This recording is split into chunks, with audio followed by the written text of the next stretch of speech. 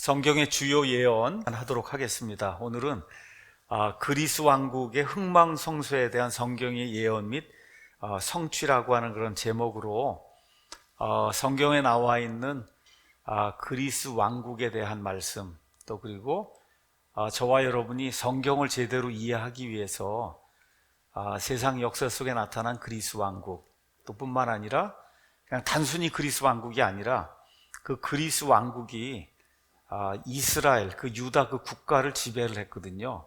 그래서 그런 시대에 어떤 일들이 일어났는가, 이런 그 배경을 저와 여러분이 좀 이해를 해야 그래야 성경 전체 문맥을 이렇게 쉽게 이제 따라갈 수 있기 때문에 오늘 그리스 왕국에 대해서 이모저모를 살펴보는 그런 시간을 이제 갖도록 하겠습니다.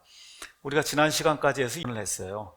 그 가운데 11번은 주로 이스라엘과 관련된 그와 같은 말씀을 이제 다루었고, 그 다음에 지난 이제 3시간은 하나님이 세상 역사를 어떻게 이끌고 계시는가 해서 그 3시간 중에 이제 첫 번째는 느부갓네살의 형상, 여기 가서 보시면 느부갓네살 왕이 이제 형상의 이제 꿈을 꾸잖아요. 그렇죠?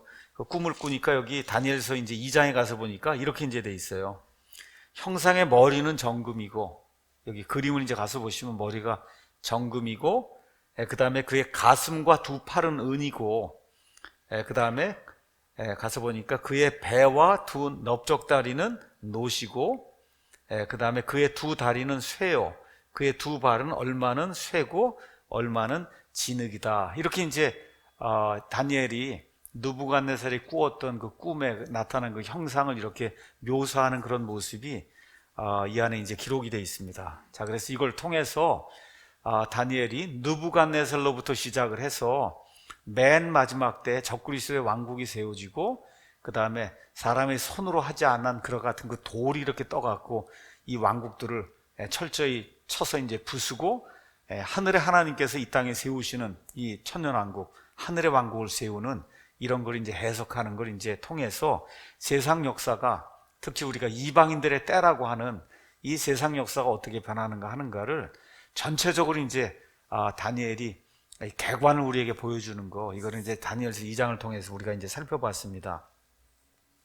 그리고 이 책의 저자, 성경의 주요 예언 이 책의 저자가 여기에 나오는 세상의 그 4가지 중요한 왕국, 바빌론, 그 다음에 메데 페르시아, 그 다음에 그리스, 그 다음에 로마, 이렇게 이제 나오는데, 이 가운데 이제 처음에 나오는 그 느부갓네살이 세웠던 이 바빌론, 그 바빌론은 신바빌론입니다. 구바빌론이 아니고 지금부터 한 2600년쯤 전에 세웠던 이 바빌론 왕국이 어떻게 변하고 하는 그런 이야기를 제가 1시간 이제 설명을 드렸고, 그 다음에 여기 저자가 이제 그 다음에 이제 메데 페르시아 왕국을 이제 설명하기에 제가 성경 말씀과 또 세상의 역사 이런 모든 것들을 이제 종합 정리해서 지난 시간에는 메데 페르시아 왕국이 성경에 어떻게 예언이 돼 있고 또 세상 역사에는 어떻게 나타나 있느냐, 그 다음에 이제 페르시아라고 하는 게 이란을 이야기하기 때문에 앞으로 이란의 최종 운명이 어떻게 될 것이냐, 이런 모든 걸 이제 종합해서 지난 시간에 이제 말씀을 드렸습니다. 자, 오늘은 여기 이 형상에 나오는 이제 3번째 왕국이 그리스입니다. 그리스.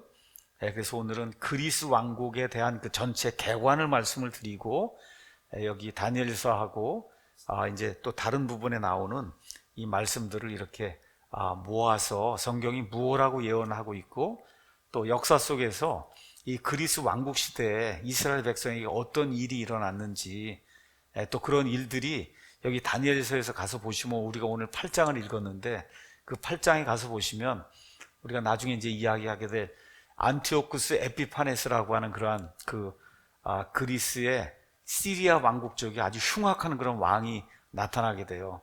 그래서 그런 내용이 이제 이 안에 기록이 되어 있거든요.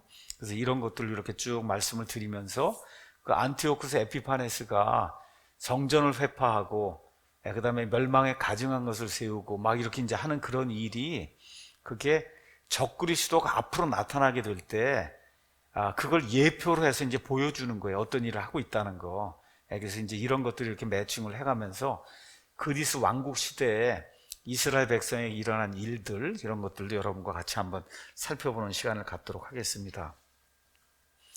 여기 이제 우리가 7장, 8장 다니엘서는 이제 읽었는데 다니엘서 8장에 가서 보니까 아예 이렇게 기록이 되어 있어요. 21절에 거기 가서 보니까 20절에 내가 본 두 뿔 달린 순양은 메대와 페르시아의 왕들이요. 그러니까 여기 8장에 가셔서 8장 1절 맨 위에 제목이 있죠. 제목 가서 보니까 순양과 순념서의 환상 이렇게 돼 있어요.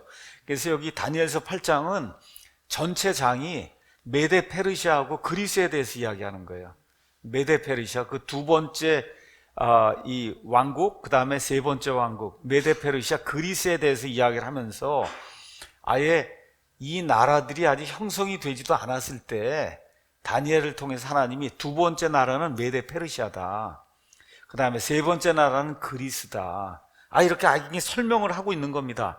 그러니까 제가 이제 다시 말씀드리려고 하는 거는 다니엘이 이러한 그 말씀을 이제 기록을 할 그 당시에 아직 이 그리스, 여기 지금 나오는데 그리스는 여러분 아시는 것처럼 알렉산더 이제 대왕이 마케도니아 왕국에서부터 시작해서 이쪽 이제 동쪽으로 이게 쭉 뻗어나가면서 이제 왕국을 형성하게 되는 거예요. 그러니까 다니엘이 지금 이 예언의 말씀을 줄 때에는 그리스는 아주 조그만 그런 나라예요. 조그만 나라. 그 다음에 그리스에서도 한 부분 마케도니아 이거 아주 더 적은데요. 거기 이제 수도는 이제 펠라라고 이제 성경에 이 역사에 이제 나와 있는데, 자 이렇게 아무것도 아닌 그런 나라, 사람들이 보기에 어떻게 저 그리스가 세상을 차지해, 상상도 못하는 그런 일이었거든요. 그런데 이 다니엘을 통해서 하나님 말씀을 주시며 이 그리스가 표범처럼 또 날개 달린 표범에 해갖고 그냥 삽시간에 아마 어떤 왕국보다도 더 빨리 이 왕국을 확산해 나가는 그런 일이 이제 이 안에 이제 기록이 되어 있습니다. 자, 페르시아는 BC 536년에 이제 완전히 이제 바빌론 이 도시마저 다 이제 정복을 하고, 그리고 BC 330년 경에 이제 알렉산더 대왕에 의해서 멸절이 됩니다. 여러분 이제 그 역사를 이렇게 이야기할 때 조금 좀 유의해야 될 게 있어요. 지금부터 2300년, 2500년 전의 일이기 때문에 1년, 2년 이렇게 하는 건 조금씩 사람마다 틀려요.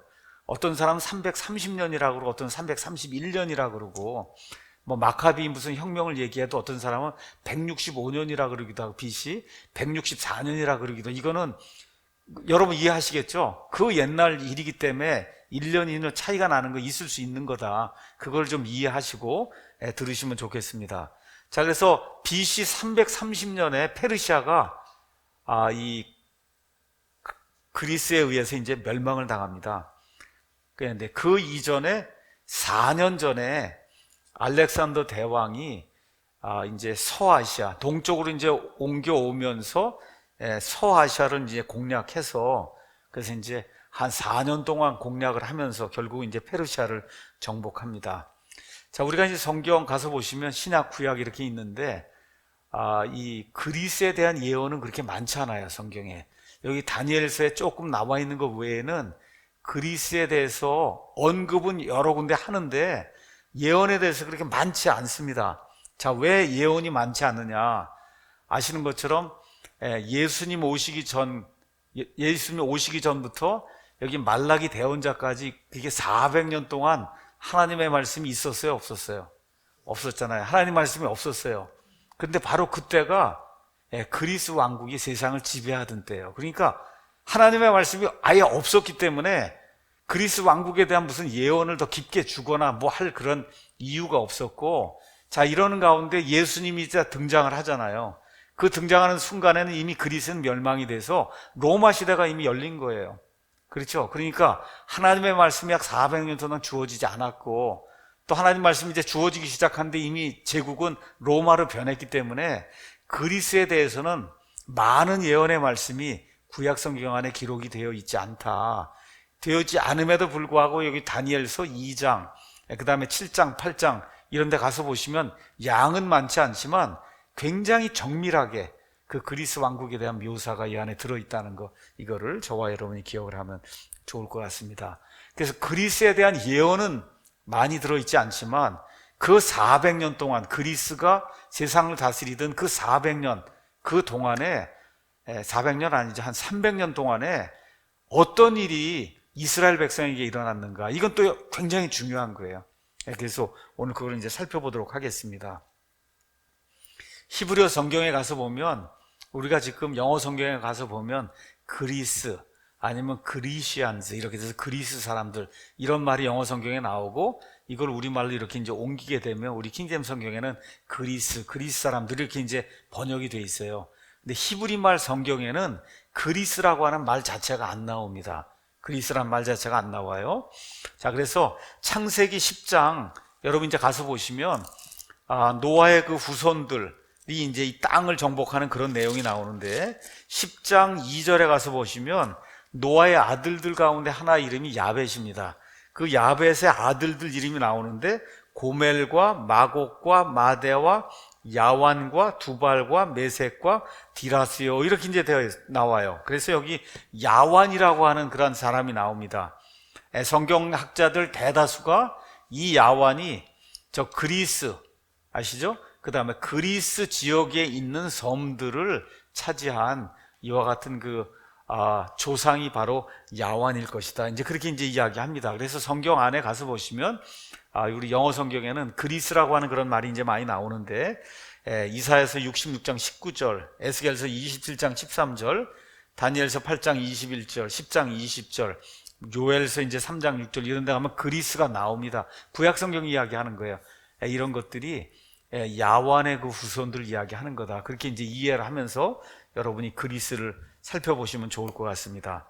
아까 제가 이제 말씀드린 대로 그리스에 대한 예언은 많지 않은데, 그 그리스에 대한 예언이 정밀하게 나와 있는 게 다니엘서예요. 다니엘서 특별히 2장에 아까 제가 여기 말씀에서 이제 보여드린 것처럼 바빌론, 메데 페르시아, 그 다음에 그리스 이제 이렇게 세 번째 왕국으로 나와요. 세 번째 왕국은 노수로 된 거예요. 그러니까 정금으로 돼 있고 은으로 돼 있고 노수로 돼 있고 쇠로 돼 있고 또 쇠하고 진흙하고 합쳐지고, 이 가서 보니까 이 순도, 그레이드가 점점 떨어지는 거예요. 그 영광의 크기, 위험 이런 것들이 점점 떨어지는 그런 형태로 이제 이게 기록이 되어 있습니다. 자, 그래서 세 번째 등장하는 게 노수로 된 이 배하고 그 다음에 여기 넓적다리까지 여기를 이제 근데 여기 2장에는 이게 그리스라고 나와 있지 않습니다. 2장에는 정확하게 그 뒤에 BC 556년경에 벨사살 왕의 통치 제1년에 다니엘이 이제 환상을 보는데, 거기 가서 보면 이제 7장에 가서 보면 이거를 5가지 세상 왕국이다 이제 이렇게 이제 해서 7장 1절에서 4절에는 사자, 그 다음에 이제 5절에는 곰, 그 다음에 6절에는 이제 표범으로 이제 나와요. 그래서 세상 왕국이 이번에는 짐승의 형태로 이렇게 변해가는 걸로 해서 느부갓네살의 그 형상하고 이렇게 비교하면서 이 환상이 주어진 내용이 이제 그 안에 이제 기록이 되어 있습니다. 거기 가서 보니까 그리스는 표범으로 나오는데, 표범이 이제 보통 표범이 아니고, 여기 한번 가서 잠깐 보겠습니다. 우리 7장 한번 가서 볼까요? 7장 6절에 2일 뒤에 내가 보니 보라 다른 짐승 곧 표범과 같은 것이 있는데, 그것의 등에는 날짐승의 날개에 넷이 있었고 또 그 짐승에게 머리 넷이 있었으며 통치 권세가 그 짐승에게 주어졌다. 여러분, 표범이 굉장히 빠르잖아요. 민첩하고. 그런데 그래도 그것만 해도 빠른데 어디 날개까지 달았단 말이에요. 날개까지. 그러니까 얼마나 신속하게 움직이면서 이 왕국을 차지하는가, 이런 걸 이렇게 묘사해주는 그런 내용이 이제 이 안에 기록이 되어 있습니다. 자, 그리고 결국은 이게 4개로 나눠진다는 거, 머리 4개가 나눠진다, 4개로 이렇게 나눠진다는 거. 그래서 조금 이따 이제 설명을 하겠지만, 알렉산더가 이제 갑자기 33살에 요절합니다. 요절해서 그 나라를 다스릴 수가 없으니까, 그래서 그의 장군 4명이 나라를 분할해서, 그래서 여기 4개의 머리가 이제 또 나오는 거예요. 자, 이렇게 이제 돼 있고, 이게 해석이 그 다음에 8장으로 넘어가면, 8장 한번 가서 보시죠. 8장에 21절. 거친 순념소는 그리스 왕이며 그의 두 눈 사이 큰 뿔은 첫째 왕이야. 그게 누구예요? 알렉산더란 말이야. 그렇죠? 이제 그것이 꺾이고 그것 대신에 4개가 일어났단 말이야. 4 왕국이 일어났는데, 거기 가서 보니까 어떻게 됐어요? 그 4 왕국이 그 민족으로도 일어나는데 그의 권세만은 못하다.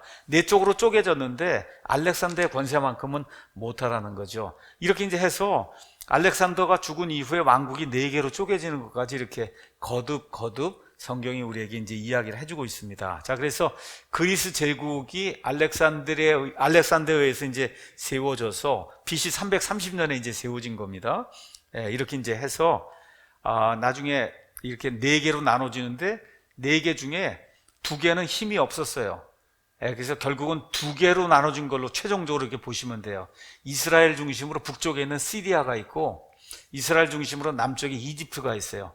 그래서 북쪽에 시리아의 근거를 둔 그리스 왕조가 하나 있고 남쪽에 이집트의 근거를 둔 이 그리스 왕조가 있어요. 이 2개가 서로 이제 계속 이제 싸우게 되는데, 그래서 이 밑부분 시리아는 BC 63년경에 멸망합니다. 그리고 이 남쪽에 이집트, 여러분 클레오파트라 아시죠? 다음 주에 이제 클레오파트라하고 안토니우스 이제 이런 얘기가 나오는데, 그 클레오파트라가 그리스 사람이에요, 여러분. 이집트에 사는데 그리스 사람이에요. 그리스. 그렇죠. 이렇게 돼서 BC 30에서 27년 사이에 로마하고 이제 싸우고 이런 게 하면서 결국은 이제 멸망을 당하게 되거든요. 그러니까 우리 예수님 오시기 뭐 대략적으로 한 30년 전쯤 오시기, 30년 전쯤에 이건 이제 완전히 끝이 나고 로마가 이제 들어서서 예수님 오실 때에는 로마 제국이 온 세상을 이제 다스리게 됩니다. 자, 그러면은 이 그리스 이거 설명하면서 먼저 그리스 제국을 좀 설명을 좀 해야 될 것 같아요. 그리스 제국. 우리 한영대어 큰 글자 성경에는 뒤에 가서 부록에 가서 보시면 13쪽에 이 지도가 나와 있고, 그 다음에 이제 스타디 성경은 37쪽에 이제 이 지도가 나와 있습니다. 여기에 이제 나와 있는 거는 알렉산더 이후에 그리스 제국의 분열 왕국들 이렇게 돼서 BC 275년 경에 여기 중동 지방을 포함해서 그 그리스가 다스리던 그와 같은 제국이 4조각이 난 거를 지금 보여주고 있는 거예요. 4조각. 그래서 먼저 원래 그리스는 여러분 이쪽에 가시면 마케도니아 보이시죠? 마케도니아, 거기 마케도니아의 수도는 펠라입니다. 펠라.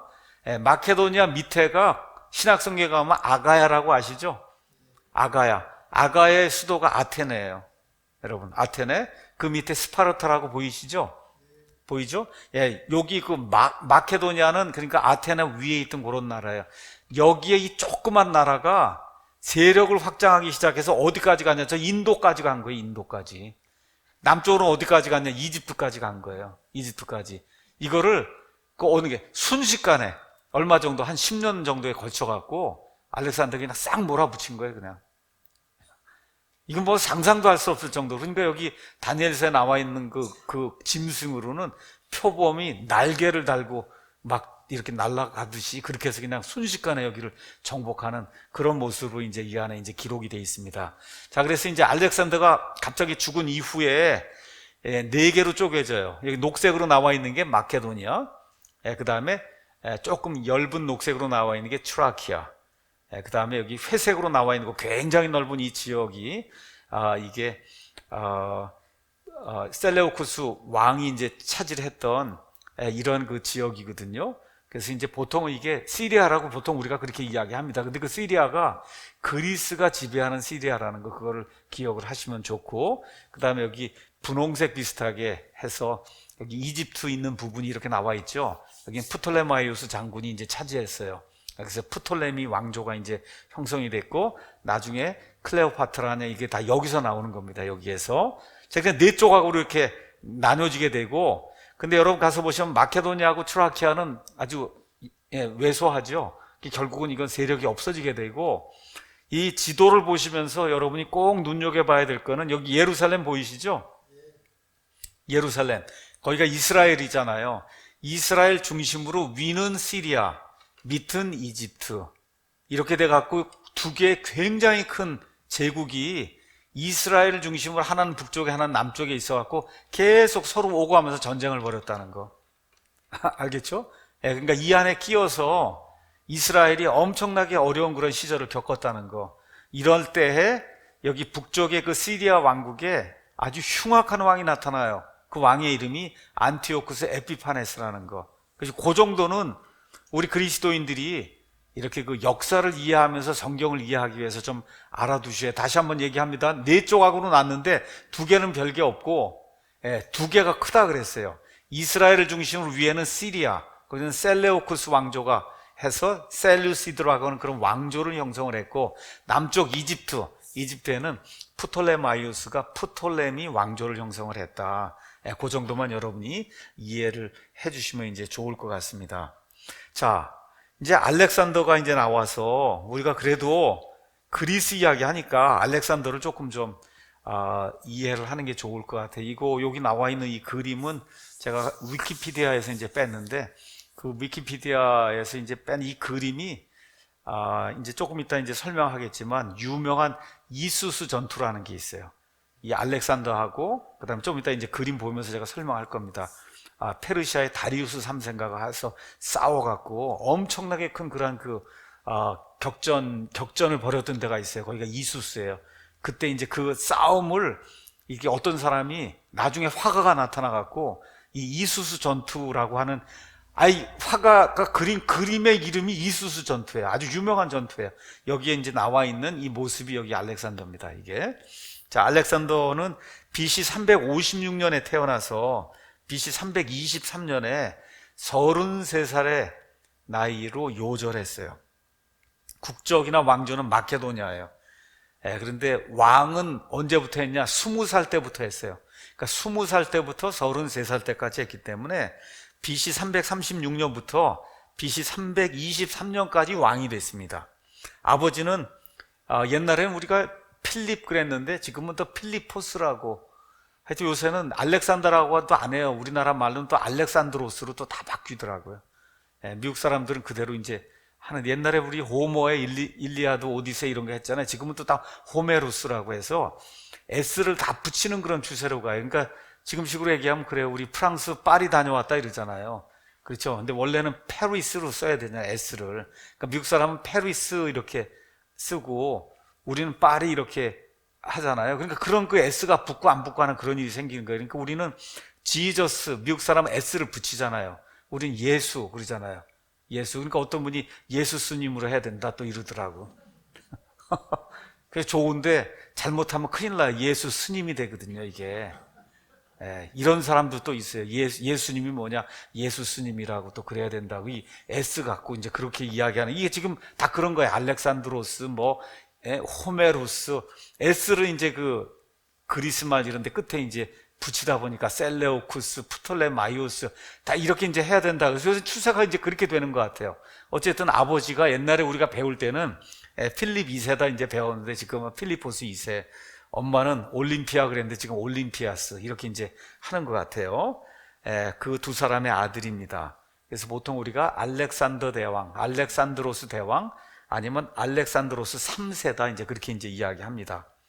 그리스, 페르시아, 인도에 이르는 대제국을 건설한 대왕으로 우리 유명한 플루타르크 영웅전 아시죠? 그것도 이제 요새는 플루타르코스라고 그런다. 플루타르코스. 왜 그렇게 S를 붙이는지 알 수가 없어요. 자꾸 길어지면 안 좋은 건데. 하여튼 어쨌든 그 플루타르크 그 영웅전, 여기 가서 보니까 그 어머니 올림피아스가 벼락이 배에 떨어지는 꿈을 꾸고 임신해. 이게 태몽인가 봐요. 벼락이 배에 떨어졌어요. 그래서 알렉산더를 이제 출생을 했다. 그런 전설이 있고, 또 필리포스 그 왕이 아내의 곁에 있는 뱀을 보았다. 등등 이런 태몽을 가지고 태어난 사람이 알렉산더다. 이제 그런 이야기가 있습니다. 전설 이야기예요. 그 다음에 우리 알렉산더하고 이렇게 공부를 이제 할 때 중요한 게 하나 있어요.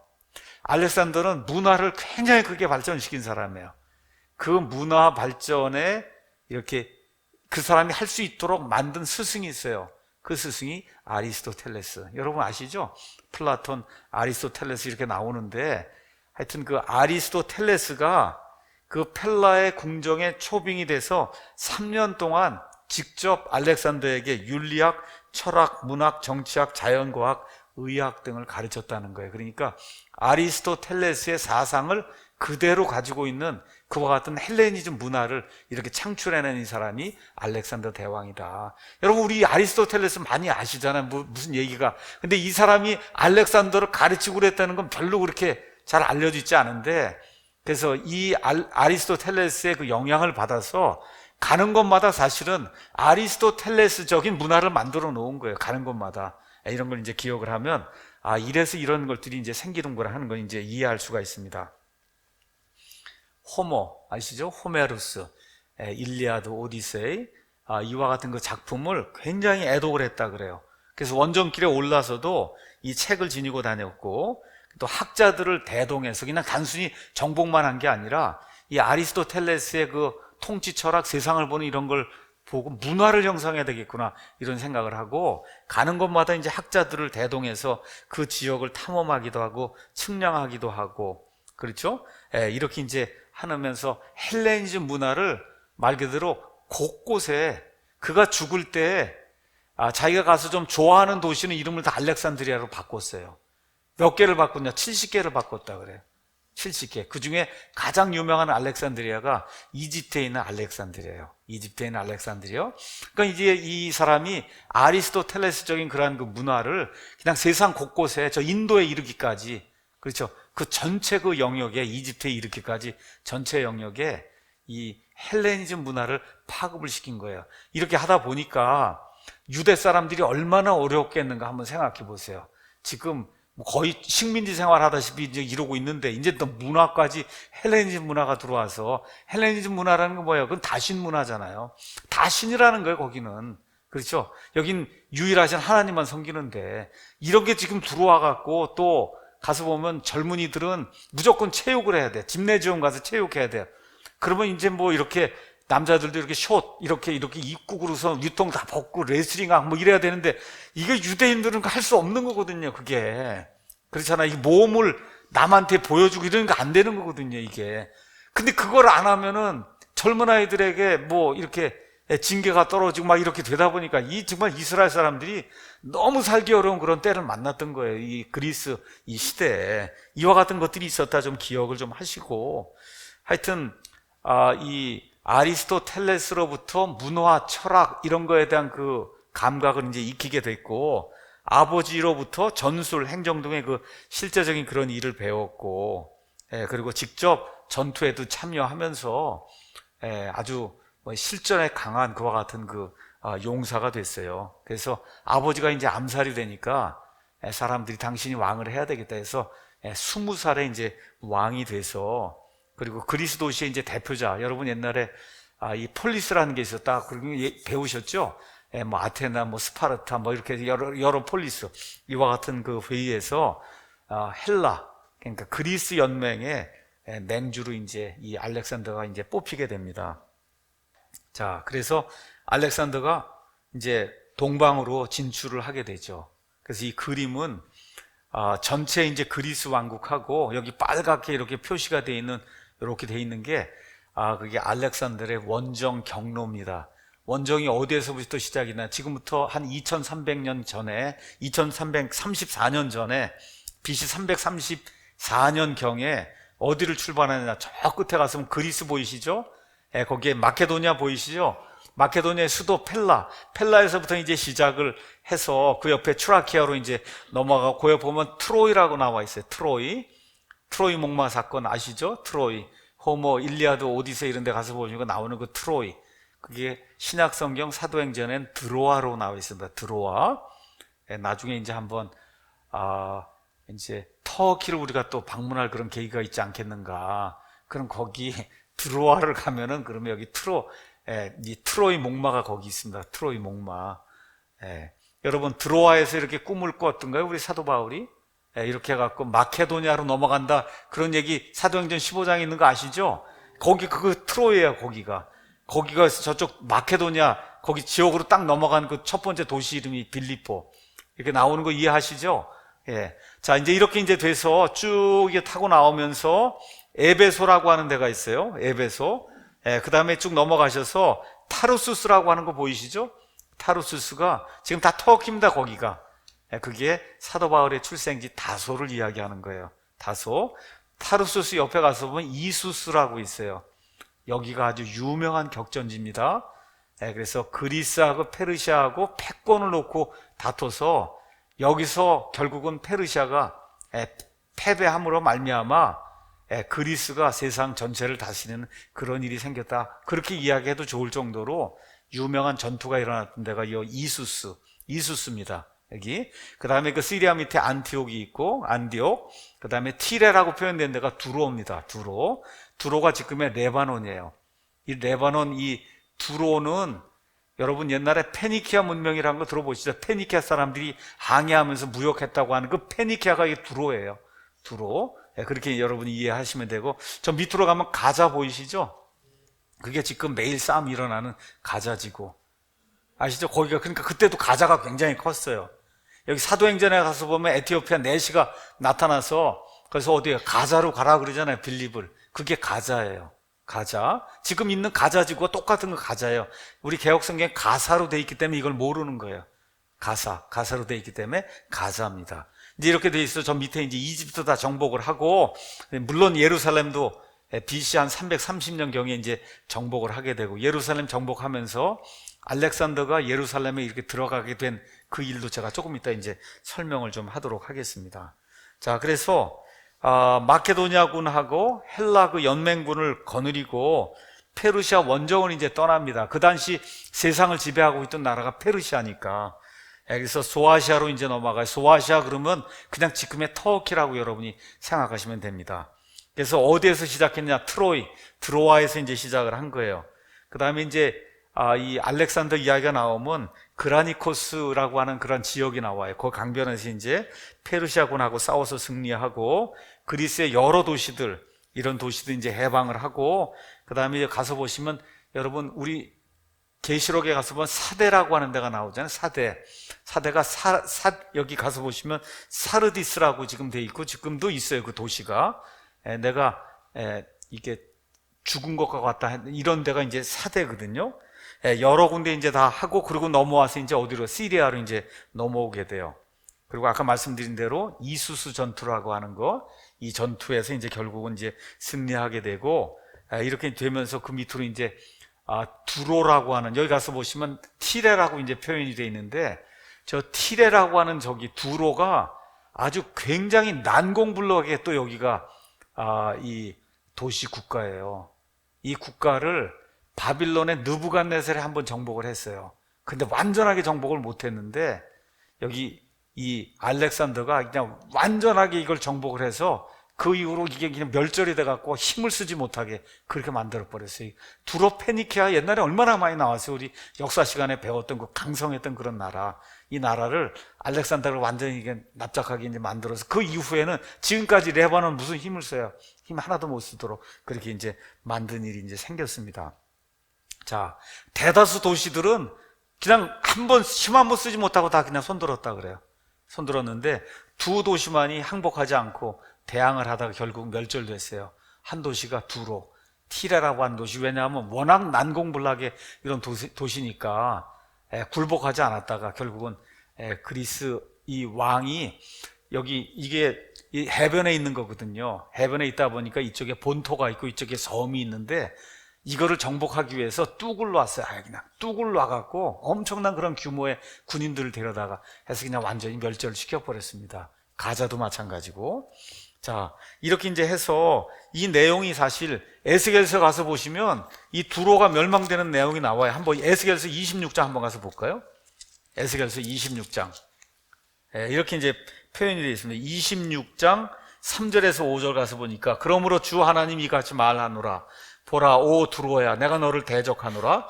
바다가 파도를 일으켜 올라오게 하는 것 같이 내가 많은 민족들로 하여금 올라와서 너를 치게 하리니, 그들이 두로의 성벽을 무너뜨리며 그녀의 망대를 할 것이요, 나도 그녀에게서 티끌을 벗겨내어 그녀를 바위의 꼭대기같이 되게 하리라. 그것이 바다 한가운데서 그물을 치는 곳이 되리니 내가 그것을 말하였느니라. 이렇게 이야기해서 두로가 굉장히 그 교만이 넘치던 그런 도시예요. 우리를 누가 침범하겠느냐. 근데 하나님이 에스겔을 통해서 완전히 멸절된다고 이렇게 예언을 했고, 그래서 1차 바빌론 느부갓네살에 의해서, 그 다음에 최종적으로 여기 알렉산더에 의해서 이 두로가 멸절되는 그런 내용이 이 안에 이제 기록이 되어 있습니다. 자, 그래서 이 시리아, 페니키아 이런 데 이제 다 정복하고, 그리고 밑으로 내려와서 이집트 이제 정복을 해요. 이집트 정복하면서 여러분, 이집트의 저 위에 가면은 지중해 있는데 무슨 도시가 있어요? 알렉산드리아가 있죠. 거기에 엄청나게 큰 자기 이름을 딴 도시 알렉산드리아를 만듭니다. 그래서 알렉산드리아가 그 당시에 로마, 그 다음에 알렉산드리아, 안디옥이 세계 3대 도시, 이 정도 이제 컸고, 세계에서 가장 큰 도서관이 알렉산드리아에 있었다 할 정도로 말 그대로 그냥 학문, 지금식으로 얘기하면 무슨 뉴욕 이런 거예요. 이렇게 학문, 뭐 이런 거, 문학, 뭐 이런 철학 이런 게 넘치는 그런 도시입니다. 자, 그래서 이제 1000km가 넘는 이 사막을 다 이렇게 거쳐갖고 아몬 신전이라는데 여기까지 내려와갖고 그래서 이제 그 신에게 이제 경배를 드려요. 그랬더니 거기 또 신전에 있는 그 제사장 같은 그런 사람들이 있잖아요. 이 사람들이 이제 신탁을 받습니다. 여러분, 델피의 신탁, 뭐 그 신이 주는 그 말을 영어로는 oracle 이렇게 돼 있어요. oracle 이렇게 표현한 거를 우리말로는 하나님의 말씀 이렇게 우리가 번역이 돼 있는데 우리 세상 사람들은 신탁이라고 얘기해요. 하나님이 직접 준 말이다. 그래서 거기서 이 신탁의 말을 들었는데 그 신탁에서 그 제사장 되는 사람이 갖고 나와서 뭐라고 얘기하냐, 너는 신의 아들이다. 이러한 그 신탁을 받게 돼요. 그 이후로 알렉산더가 눈을 크게 뜨면서 어떤 생각을 갖게 됐냐 하면 여기 보니까 만인동포관 이렇게 있는데 이게 한자가 아니면 모르겠더라고요. 만인동포관이 뭐냐 하면 그러니까 그리스만 내 동포가 아니라 모든 사람, 내가 이제 신의 아들이 된 거예요. 그러니까 이거 뭐 이집트 사람이든 뭐 이스라엘 사람이든 한국 사람이든 뭐든 내가 신의 아들로서 이 세상을 다스리는 이런 사람이 됐기 때문에 모든 사람이 다 내 동포다라고 하는 그런 사상을 이제 갖게 됐다는 거예요. 이 신전에서 신탁을 받게 돼서. 자, 이렇게 해서 BC 330년경에 이제 여기 이집트까지 다 한 다음에 어디로 이제 메소포타미아로 이제 넘어가는 거예요. 그렇죠? 그래서 3번이나 이제 페르시아하고 싸워서 대승을 거두고, 그 당시 이제 페르시아의 왕이 다리우스 3세인데 이 사람도 굉장히 유명한 사람이에요. 근데 결국 어떻게 패배하고 도주하다가 결국 신하, 베소스라고 하는 그 신하에게 이제 암살당하는 그런 일이 이제 생깁니다. 그래서 알렉산드리아가 승승장구해서 밀고 나가면서 저쪽 페르시아 이제 보이시죠? 페르시아 이제 가서 보시면 페르시아 가기 전에 중간쯤에 바빌론 보이시죠? 바빌론. 그 다음에 그 옆에 가시면 페르시아의 수도 수산 보이죠? 수산. 그쪽으로 해서 쭉 이제 밀고 이제 나가기 시작합니다. 이렇게 이제 해서 어디까지 갔냐? 그 옆에 이제 이란 고원을 다 정복하고 어디까지? 인더스 강까지 간 거예요. 인도의 인더스 강까지. 이렇게 이제 했는데 문제가 생겼어요. 뭐냐 하면 장마가 지고 막 열병이 이제 생기기 시작한 거예요. 이거 안 되겠다 해서 군대를 이제 돌려갖고 BC 324년경에 이제 다시 이쪽으로 이제 돌아왔다가 그 다음 해에 여기 바빌론 도시 아시죠? 느부갓네살이 세웠던 그 바빌론에 돌아와서 아라비아 원정을 준비하다가 갑자기 33살에 뭐 열병에 걸렸는지 뭐 암살되었는지 뭐 정확하게는 모르지만 하여튼 갑자기 죽습니다. 33살에. 그 33살, 그래서 20살부터 33살까지 13년 동안에 저 모든 왕국을 순식간에 다 차지하게 된 거예요. 이 정도로 아마 몽고 제국도 굉장히 빠르게 이렇게 확산이 됐다고 하는데 하여튼 이 알렉산더의 이 그리스 제국도 굉장히 신속하게 이렇게 이제 세워진 그와 같은 역사적인 기록이 이제 남아 있습니다. 자, 그래서 아까 제가 말씀드린 대로 자기가 정복한 땅에 헬레니즘 문화를 이렇게 정착을 시키기 위해서 자기 이름을 따서 알렉산드리아라는 도시를 자그마치 70개나 만들었다. 70개. 이 도시들이 그리스 문화의 이제 거점이 됐고 헬레니즘 문화 그 형성하는데 큰 역할을 했습니다. 자, 그래서 그의 문화사적 업적은 유럽, 아시아, 아프리카에 걸친 대제국을 건설하여 그리스 문화와 오리엔트 문화를 융합한 헬레니즘 문화를 이제 만들었는데 여기서 중요한 게 있어요. 우리 성경 기록하고 중요한 게, 여러분, 신약 성경이 어떤 나라 말로 기록이 됐다고요? 그리스 말로 기록이 됐어요. 그리스 말도 종류가 여러 개가 많아요. 많은 것 중에 어떤 말로 했냐? 코인의 그리스 말로 기록이 됐어요. 그건 쉽게 얘기하면 뭐냐? 시장 바닥에서 쓰는 그리스 말이에요. 고급 이렇게 귀족들이 쓰는 게 아니라 시장 바닥에서 왜 써야 되냐? 왕국이 이렇게 형성이 됐잖아요. 왕국이. 그러니까 사람들이 물자를 가지고 왔다 갔다 하면서 물건을 팔아야 돼요. 물건을 팔아야 되니까 어려우면 안 되는 거예요. 이 사람 저 사람 누구나 쉽게 이렇게 쓸 수 있는 그러니까 어휘도 제한이 돼 있고, 그렇죠. 많이 뭐 고급 이런 걸 쓸 수가 없는 거예요. 여기 저 끝에 있는 사람이 이 끝에 있는 사람이 다 물건을 팔려면, 그러면 아주 쉽게 어휘수가 많지 않은 그런 말을 써야만, 그래야만 이게 물건을 팔 수가 있으니까 서로. 그럴 때 쓰던 말이 코인의 그릭이에요. 이 코인의 그릭, 시장에서 장사하는 사람들이 아주 간단한 그런 그 어휘를 가지고 이렇게 하기 위해서 만든 그와 같은 쓰던 그런 게 그리스, 코인의 그리스 말이다. 그래서 예수님 당시 온 세상이, 제국은 로마 제국이었는데 문화는 헬레니즘 문화였어요. 그리스 문화였다. 이렇게 돼서 그리스 말을 유창하게 하고 그리스 교육을 잘 받았던 이 사도 바울이라고 하는 사람이 나타나서, 사실은 로마 제국이지만 문화는 그리스 문화거든요.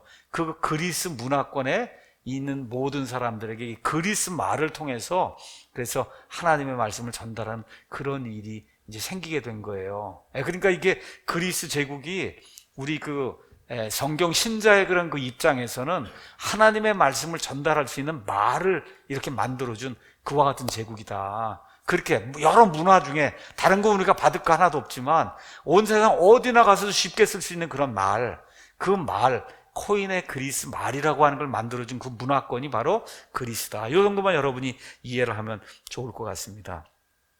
자, 드디어 이제 여기 가서 보면은 여기 예루살렘 보이시죠? 이쪽이 쭉 저기 시리아로부터 쭉 해가고 이렇게 가자 거쳐갖고 이집트 이렇게 하면서 여기 예루살렘에까지 내려왔단 말이에요. 대충 뭐 정확한 기록은 없지만 BC 331년경에 알렉산더가 예루살렘에 입성했다. 이제 보통 그렇게 추정을 합니다. BC 331년경에. 자, 그런데 그때 대제사장 이름이 야뚜아라는 대제사장이 있어요.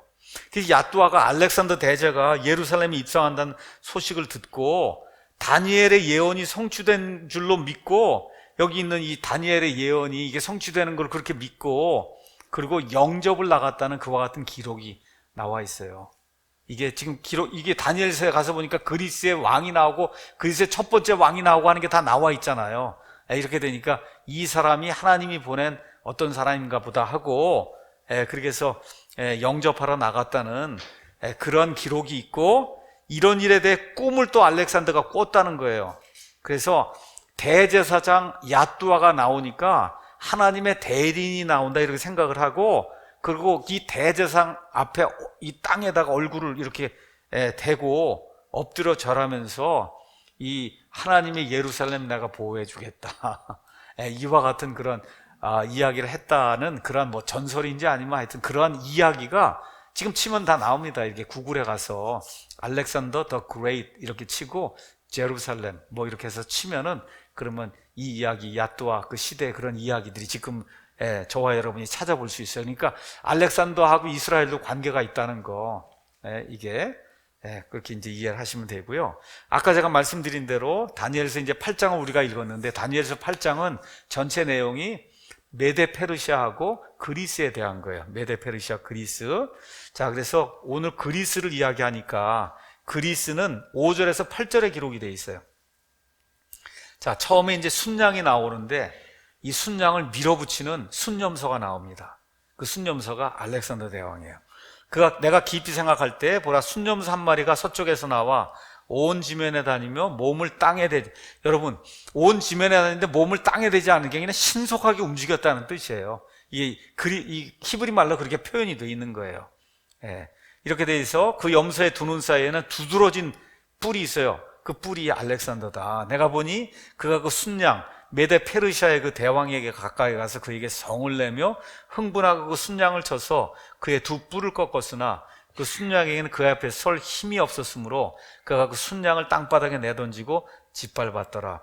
그 순양을 그의 손에서 능히 건져낼 데가 없었더라. 그러므로 그 순념소가 심히 크게 되더니 그가 강성할 때 그 큰 뿔이 꺾이고 그것 대신 두드러진 네 뿔이 하늘의 네 바람을 향해서 나서 올라왔다 해서 알렉산더가 죽은 이후에 네 개의 왕국으로 이렇게 분열되는 게 이 안에 이제 표현이 되어 있습니다. 자, 그 다음에 이제 9절부터 14절은 이 같은 그리스 시대에 아까 제가 누가 있다 그랬어요? 그리스 저 위에 북쪽에 시리아에 안티오쿠스 에피파네스가 있다 그랬죠? 안티오쿠스 에피파네스에 대한 그 기록이 이 안에 이제 나오는 거예요.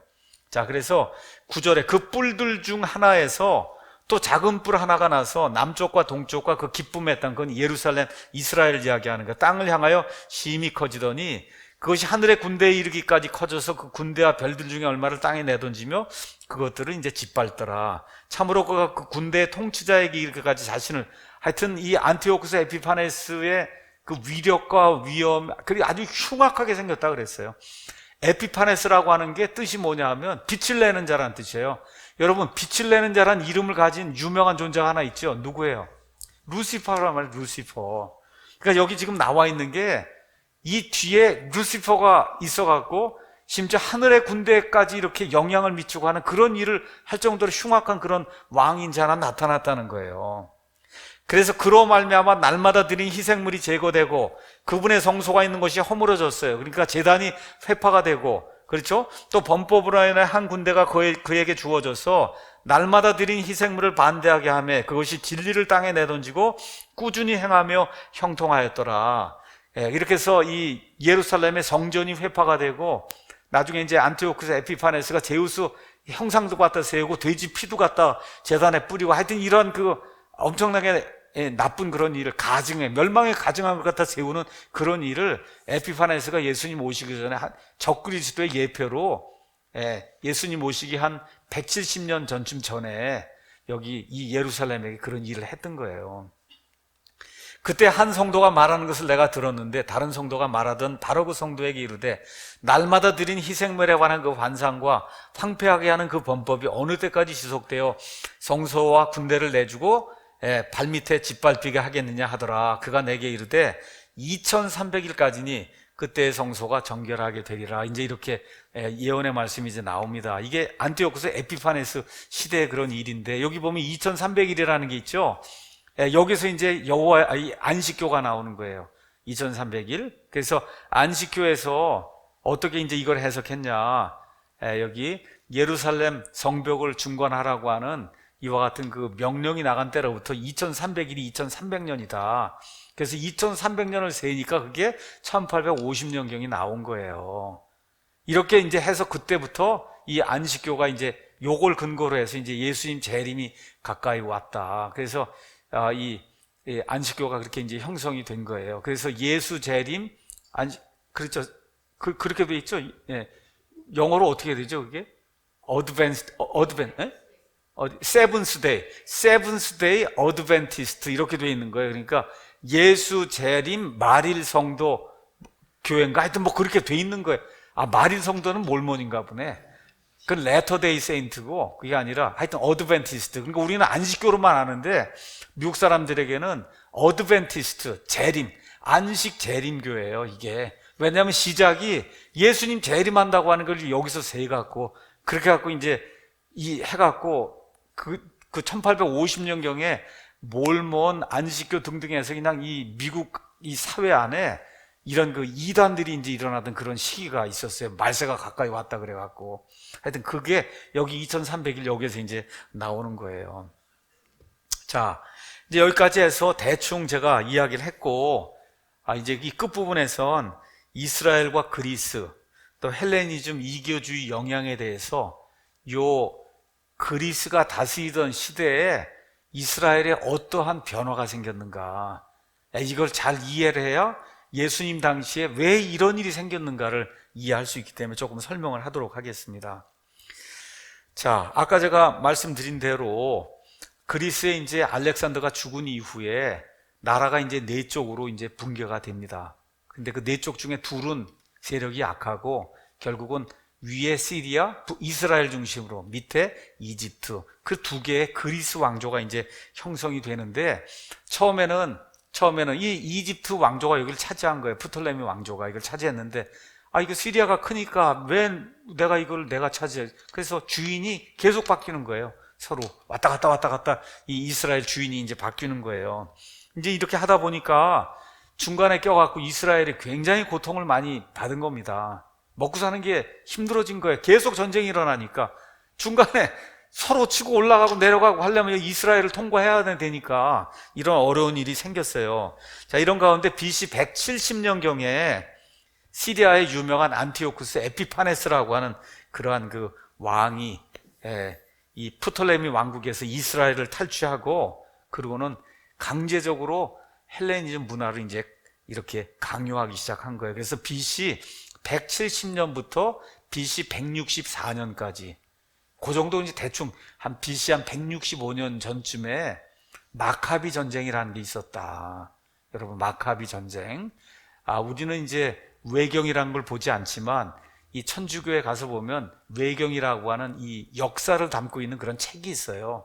그 책이 마카비 상이 있고 마카비 하가 있어요. 그러니까 공동 번역 이런 데 그게 나와 있어요. 그 사람들은 외경을 구약 성경이라고 이야기하기 때문에 구약 성경 안에다 외경을 집어넣은 거예요. 우리는 그렇게 믿지 않습니다. 하여튼 그 당시에 이를 기록해 놓은 그와 같은 역사적인 그러한 그 문헌이 마카비 상, 마카비 하, 마카비라고도 하고 스를 붙인다 그랬잖아요. 그래서 마카베오스, 요새는 마카베오스 이제 그렇게 이야기하는 그런 책들이 있다는 거 기억을 하시고, 어쨌든 예수님 오시기 한 165년 전에 하여튼 이스라엘 사람들이 거의 죽을 지경에 이르렀다. 그렇게 여러분 이해하시면 돼요. 이 헬레니즘 문화를 그냥 강제적으로 해서 뭐 할례를 준다거나 하면 그냥 완전히 사람을 징계해서 죽일 정도로 이렇게 이제 만들어 놓으니까 이스라엘 백성이 할례를 안 받으면 큰일 나는 거 아니에요. 그렇잖아요. 이거 하나님과 이 이스라엘 백성과의 그 뭐랄까 언약 백성인 것을 증명하는 게 할례인데 이걸 아예 받지 못하게 율법을 태워버리고 하니까 이게 엄청나게 어려운 일이 이제 생겼던 거예요. 그가 이제 세력이 커지니까 이 시리아에서 북쪽에서 남쪽으로 내려와 갖고 이집트를 거의 다 정복했어요. 근데 그때 어느 나라가 등장하냐, 로마가 등장을 해갖고, 그래서 너 빨리 돌아가라고. 로마가 커지니까. 그러니까 안티오코스가 가만히 보니까 로마하고 대항해서 이기지 못할 것 같아요. 그래서 어떻게 이집트를 포기하고 이제 돌아가는 그런 일이 이제 생기게 됩니다. 이렇게 돼서 이제 이집트 포기하고 돌아가고 이런 과정 속에 화가 나갖고 돌아가면서 이 이스라엘, 거기 중간에 낀 이스라엘을 그냥 완전히 멸절을 시키는 그런 일이 이제 생기게 된 거예요. 자, 어쨌든 그리스 문화, 이건 말씀드린 다신 문화입니다. 이걸로 해서 하여튼 이 시리아뿐만 아니라 내가 지금 탈취했던 이 이스라엘 이런 데를 다 완전히 문화를 이제 통합을 해야 되겠다. 이렇게 하고 그리스주의자가 아니면 다 야만인으로 취급하는 그러한 문화 정책을 이제 펴기 시작한 거예요. 그래서 그리스 관습, 문화, 그 다음에 이름도 다 바꾼 거예요. 그리스식으로. 옛날 같으면 우리 창씨개명 했다는 거 그런 식으로 미리암 같으면 마리아로. 그렇죠? 그 다음에 여러분 우리 가서 보면 야고보 이렇게 나와 있잖아요. 야고보 영어 성경으로 가면 제임스 이렇게 돼 있잖아요. 그렇죠? 그랬더니 어떤 사람이 야메스라 그러더라고. 야메스는 아니고 제임스 이렇게 돼 있거든요. 그러니까 야곱을 그리스말 형태로 바꾸면 제임스가 되는 거예요. 제임스. 이해하시겠죠? 이런 식으로 이름을 다 바꾸게 만든 거예요, 이름을. 자, 이렇게 이제 되다 보니까 많은 유대인들이 도저히 여기서 이제 살 수가 없다. 이 에피파네스 치하에서는 어디로 그래서 도망을 간 거예요. 어디? 여기 적국이 어디예요? 여기 이집트잖아요. 그러니까 이집트 쪽으로 저기로 내려서 어디로 갔어요? 알렉산드리아로 다 도망을 간 거예요. 그래서 알렉산드리아에 가서 예루살렘에 있는 성전 비슷한 것도 하나 꾸며놓고, 그렇게 해서 예루살렘이 이제 이스라엘 사람들이 가지고 있는 게 헤브라이즘이죠. 히브리 문화하고 이 헬레니즘 문화를 두 개를 이렇게 짬뽕을 해갖고, 그래서 서로 좋은 것만 이렇게 합쳐갖고 그냥 자기들 편하게 이렇게 문화를 형성한 거예요. 이렇게 해서 나오는 그와 같은 그 철학의 형태가 알렉산드리아 철학이에요. 여기서 필로, 오리겐 이렇게 성경을 이렇게 부패시킨 그런 모든 사람들의 그 문화가 여기 알렉산드리아에서 이제 생기게 된 거예요. 그러니까 배도한 이 유대인들이 도저히 내가 살 수가 없다 생각을 하고 나라를 버리고 알렉산드리아로 내려가서 거기서 형성한 그런 문화가 알렉산드리아 문화고, 알렉산드리아 이 문화의 특징이 뭐라 그랬어요? 비유 해석을 하는 거라 그랬죠. 비유 해석. 그렇죠. 이 문장을 그냥 문장 그대로 읽는 게 아니라 거기다 무언가를 가미를 해갖고 사람마다 해석하는 게 다 달라지도록 만드는 알레고리칼 해석하고 하는 이런 모든 문화를 여기 알렉산드리아에 내려가서 이 사람들이 형성을 하게 됩니다. 자, 이렇게 이제 하니까 이스라엘 사람들이 견딜 수가 없어서 마카비 반란이 일어나게 돼요. 그게 주전 168년경부터 일어나게 이제 되는 거예요. 그래서 주전 168, 167 이때 이제 집중적으로 이제 반란이 진행되고, 이런 가운데 이 안티오쿠스 에피파네스가 약 8만 명의 유대인들을 죽이는 그와 같은 일을 했다. 이렇게 이제 기록이 돼 있고, 결국 이제 주전 167년경에 리시아스라고 하는 그 행정관 지휘하에 반유대 문화 포고령 이런 게 이제 내려져요. 그래서 성전을 제우스에게 바치고 돼지를 잡아 돼지 피를 제단에 갖다 바르고 구약 성경을 말살하고 그 다음에 1000명 정도의 하시딤을 이제 처형했다. 하시딤은 어떤 사람이냐 하면 구별된 사람들이에요. 바빌론 포로 생활 갔다가 다시 여기로 돌아와서 하나님의 것들을 세워서 제대로 해보려고 하는데 헬레니즘 문화가 그냥 막 쓰나미처럼 또 몰려오니까 우리가 구분된 그런 삶을 살아야 되지 않겠냐고 경건하게 하나님의 걸 추구하려고 하는 그런 사람들이 생겼어요. 그런 사람들을 하시딤이라 그랬어요. 이 하시딤 1000명을 가져 이제 죽였어요. 이렇게 이 하시딤 중에서 나중에 한 분파가 생겨나요. 율법주의적이고 형식주의적인 이 하시딤의 한 분파가 나중에 바리새인이 된 거예요. 바리새인이니까 시작은 좋았던 거예요. 이 올바른 걸 지키려고 자기를 구분해서 세상 문화와 차별된 그와 차별화된 그런 삶을 살려고 시작을 했다가 나중에 그냥 그 율법에 이렇게 얽매이면서 바리새인이 되거든요. 이게 처음에 좋았던 거예요. 이 하시딤 한 1000명을 갖다 죽입니다. 자, 이렇게 되니까 유대인들이 견딜 수가 없었어요. 그래서 마타티아스라고 하는 이 노인 제사장이 있었어요. 이 노인 제사장 그 아들들 중심으로 해서 이제 이 반격이 이제 시작이 됐죠. 그래서 그 마타티아스의 그 아들이 5명이 있었어요. 첫 번째 아들이 존, 그 다음에 엘리에이죠, 그 다음에 세 번째가 유다, 그 다음에 네 번째가 시몬, 그 다음에 요나단. 이 사람들을 이 마캅이라고 한 뜻은 망치란 뜻이에요. 망치. 그러니까 이 사람들은 마캅이라고 불렀어요. 망치처럼 가서 부수는 그런 사람들이다. 가장 유명한 사람이 유다 마캅이에요. 유다 마캅이. 그래서 아마 아이다 이런 거 지은 그 오페라 이런 거 지은 사람이 누구죠? 그 로신인가요? 아니면 베르디. 베르디의 이러한 그 여러분 나중에 이제 가서 보시면은 뭐 노예들의 전쟁이니 뭐 이렇게 마카비 그 시절에 그거를 이 베르디가 오페라를 이렇게 만들고 그런 거예요. 그러니까 그런 거 이거 모르면은 이해를 못 하게 되는 거예요. 어쨌든 한번 베르디 한번 치셔갖고 한번 이렇게 찾아보시면 우리 장영진이 무슨 노래가 있냐? 베르디에? 그렇죠. 히브리 노예들의 합창, 그렇죠. 그런 것들. 그게 다 이거예요, 그게. 이거 유명한 그런 그 노래가. 히브리 노예들의 합창 이런 거 굉장히 아름다운 그런 노래가 이제 그 베르디의 그 합창곡에 나오거든요. 그때 그게 이러한 그 마카비 전쟁하고 같은 그런 시절의 그 이야기를 이렇게 오페라나 뭐 이런 식으로 만들어 놓은 거다. 그렇게 여러분이 이제 이해를 하시면 좋을 것 같습니다. 자, 이렇게 이제 해서 마카비들이 이제 전쟁에서 승승장구하고 이런 가운데 에피파네스가 164년에 이제 죽습니다. 이렇게 돼서 이제 유다, 마카비와 이 사람들이 이게 제가 말씀드린 164라는 사람도 있고 165라는 사람도 있어요. 하여튼 그냥 그렇게 이해를 하시고 이렇게 해서 예루살렘에 진입을 해갖고 이렇게 해서 12월 25일 경에 여기서 어떻게 해요? 예루살렘 이 모든 걸 다 탈출해서 깨끗하게 성전을 이렇게 정화를 하고 그 성전을 다시 봉헌을 해 하나님께 제우스에게 바쳤으니까 이거를 깨끗하게 다 돼지피 다 없애고 다 깨끗하게 하고 그리고 이렇게 하나님께 이제 바치는 그런 일이 이제 진행이 되면서 일주일 동안 이제 축제가 이제 벌어졌어요. 이때부터 매년 성전 봉헌절. 그래서 유대 사람들은 지금 그거를 한우카 그렇게 이제 이야기하고 우리 개역 성경에는 수전절, 요한복음 10장 22절. 그 언제냐? 12월 25일 크리스마스 경에 8일 동안 이 촛불을 켜놓고 빛의 축제를 하는 게 그게 한우카입니다. 한우카. 그래서 한우카가 이제 이렇게 한우카는 무조건 빛을 밝히는 거예요. 빛을 밝힐 때 여기 가서 보시면 요 중간에 여러분 여기 오른쪽에 가서 보시면 촛대가 이렇게 있잖아요. 그렇죠? 여러분 등잔대가 원래 이 성소 안에 있었던 거 아시죠? 등잔대는 가지가 이렇게 해서 올라간 게 여기 3개 가운데 하나에서 7개 원래가 7개. 근데 여기 한우카에 쓰이는 이 촛대는 9개가 쓰입니다. 9개.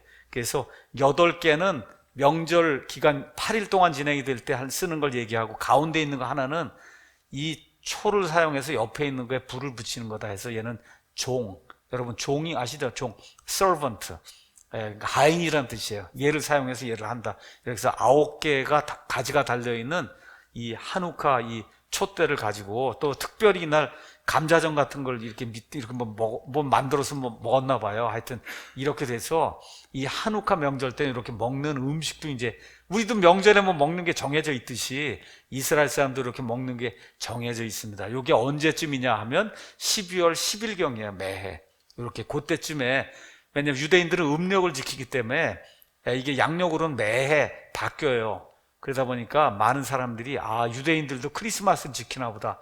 크리스마스 지키는 게 아니고 크리스마스를 엄청 싫어해요. 예수님은 엄청 싫어해요, 유대인들이. 그래서 지킬 리가 전혀 없고 이 사람들의 한우카 축제를 하는 거다. 8일 동안 진행이 되는 거다. 그거는 마카비 전쟁 때문에 생긴 거다. 그래서 여러분 우리 성경에는 유월절, 그렇죠? 그 다음에 무교절, 뭐 오순절, 뭐 장막절 이런 그 명절이 레위기 23장에 나와 있잖아요. 그렇죠? 그 레위기 23장의 명절 말고 유대인들이 특별히 지키는 게 2개가 있다 그래서 하나가 뭐야? 불임절. 그렇죠? 에스더 시대에 완전히 멸절돼서 없어질 뻔했는데 살아났잖아요. 그래서 생긴 게 불임절이고 또 이거 성경에는 없는데 지키는 게 뭐야? 이게 성전 봉헌절 한우카를 유대인들이 어느 면에서 지금 가장 크게 지키는 그런 명절로 해서 온 세상에 퍼져나가면서 회당 짓고 유대인들 문화 이제 만들고 나면 하는 게 한우카 이거 하는 거예요. 한우카. 자, 이렇게 해서 저 촛대의 이름을 메노라라고 이제 이렇게 이제 부릅니다. 자, 그래서 이 사람들이 성전 이제 봉헌하는 과정 중에 부정한 것을 몰아내려니까 빛이 있어야 되겠다. 그럼 무슨 촛대가 있어야 되는데, 이 등잔대가 있어야 되는데 성전을 뒤졌더니 이방인들이 손을 대지 않은 순수한 기름 한 병이 이제 발견됐다는 거예요. 한 병으로는 하루밖에 불을 못 비친다는 거예요. 근데 이상하게 그 기름을 부어놓고 불을 붙였는데 그게 8일 동안 갔다는 거예요. 그 8일 동안에 이 사람들이 기름을 짜갖고 그래서 8일 동안 원래는 하루밖에 못 쓰는 게 기적적으로 8일까지 가게 돼서 그래서 이 촛대 이거 하는 거를 8개를 만들고 그렇게 해서 전체 가지는 9개를 만든 이와 같은 메노라 이거를 이제 지금 사용하고 있다. 이렇게 이제 기억하면 되겠습니다. 그래서 여러분 다윗의 별 아시죠?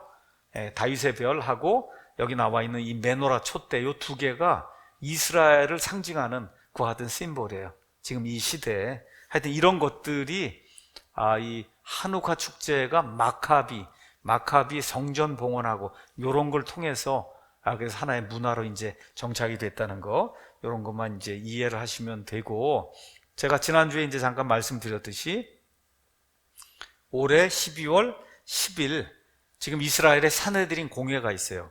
그래서 70개국 대표들을 초청을 해서 그래서 여기가 통곡의 벽에다가 제3성전 이제 지을 때가 얼마 안 됐는데 완공될 때가 이제 완공한다. 완공하기 전에 먼저 제단을 하나님께 봉헌해야 되겠다 해서 진짜 제단을 만들었어요. 이렇게 해서 제3성전에 쓸 제단을 만들고 짐승을 저기다 갖다 태워서 죽이는 그래서 이와 같은 태워서 이렇게 희생물을 드리는 그 예행 연습을 언제 했냐? 한우카 끝나는 마지막 날 했어요.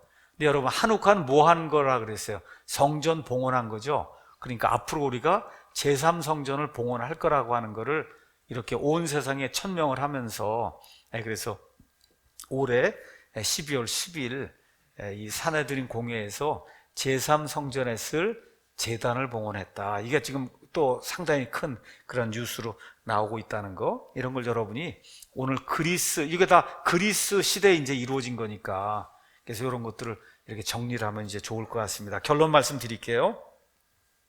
성경에 그리스에 대한 예언은 많지 않은데 다니엘서에 이렇게 몇 군데 나오는데 아주 정밀하게 예언이 돼 있다는 거. 그 예언에 따라 알렉산더 대왕이 나오고 죽은 후에 4개의 왕국으로 나뉘고 또 그 중에 하나가 안티오쿠스 에피파네스가 이렇게 나와서 적그리스도의 예표가 돼서 성전을 황폐하게 하는 이 멸망에 가증한 것을 세우고 하는 그런 예행 연습을 하고 하는 그런 모든 일이 성경에 문자적으로 이 나라가 형성이 되기도 전에 주어진 겁니다, 여러분. 이게 중요한 거예요. 이 그리스나 뭐 메데 페르시아나 이런 나라가 생성이 되기도 전에 하나님께서 이 다니엘을 통해서 이런 말씀을 주셔서 그 말씀에 기록된 그대로 역사가 이루어져서, 그래서 하나님의 말씀이 이렇게 정확하다고 한 그런 사실을 우리에게 알려주고 있다는 거, 그걸 여러분과 제가 이제 기억을 하면서 마지막으로 이 그림을 그냥 한번 음미를 한번 해보세요. 여기가 이제 예루살렘입니다. 예루살렘, 저기 이슬람 바위사원 이렇게 이제 나와 있는 저쪽, 하여튼 저기에 이제 제3성전이 이제 세워지게 되면, 그러면 어떤 일이 생겨요?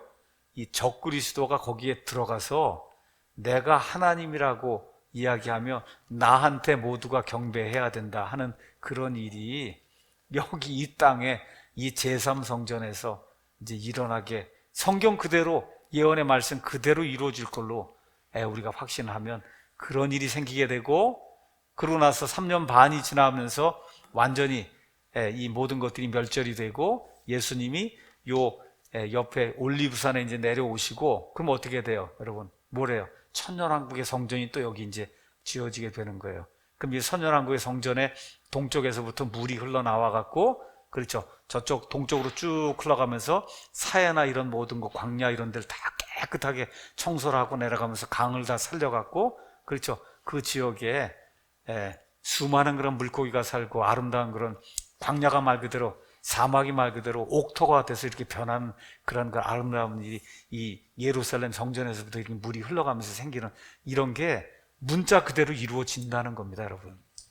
그러니까 이거 제가 왜 이렇게 말씀을 지금까지 드리고 이분이 왜 이야기를 그렇게 하는 거냐, 문자 그대로 기록이 됐고 문자 그대로 예언이 성취가 됐기 때문에 나머지 모든 예언들도 문자 그대로 기록된 그대로 성취가 된다.